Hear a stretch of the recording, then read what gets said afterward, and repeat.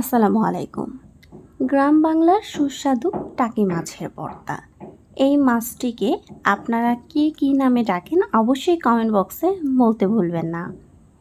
এবং আপনারা নিজেরাও এই ভর্তাটি বাসায় ট্রাই করে দেখবেন। অবশ্যই সবাই আপনার ফ্যান হয়ে যাবে।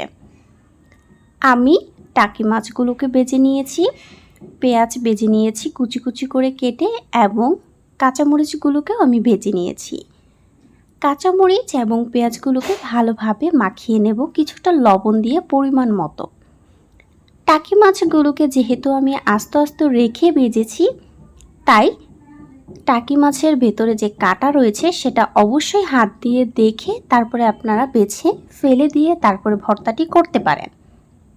এছাড়াও আপনারা চাইলে টাকি মাছের যে ছোট মাছটা রয়েছে সেটার যদি আপনারা কাঁটাটা নিজেরা মাখিয়ে নিতে চান খেতে পারেন। ভাজা যেহেতু হয়েছে একটু মচমচে তো অবশ্যই হবে, তা আপনারা রেখেও দিতে পারেন।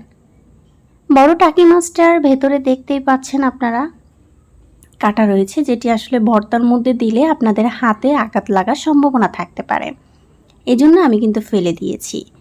তো আপনারা এভাবেই ভালোভাবে এই ভর্তাটিকে করে নিতে পারেন।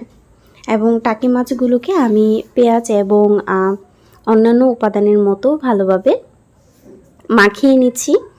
যেন একটু সাবধানে করবেন সবগুলো কাজ, কারণ যেহেতু এটির ভিতরে একটু কাটা থাকে যার ফলে আপনাদের হাতে লেগে যেতে পারে। তো আসলে অনেকেই এই ভর্তাটি খেয়ে থাকেন এবং অনেকেই আসলে টাকি মাছ খান না, যার ফলে আপনারা এই ভর্তাটি বাসায় করেন না। তো আপনারা আসলে এটি একবার করলেই বুঝতে পারবেন, এবং যে কোনো মেহমানকে যারা ভর্তা পছন্দ করে তাদেরকে দেওয়ার ফলে কিন্তু তারা অনেক বেশি আপনার ফ্যান হয়ে যাবে এবং সেকেন্ড টাইম আপনার কাছে এই ভর্তাটি আবার খেতে চাইবে। তো আপনারা দেখতেই পারতেছেন যে আমি মাখাচ্ছি আর এটির কালার কি চমৎকার চলে এসেছে।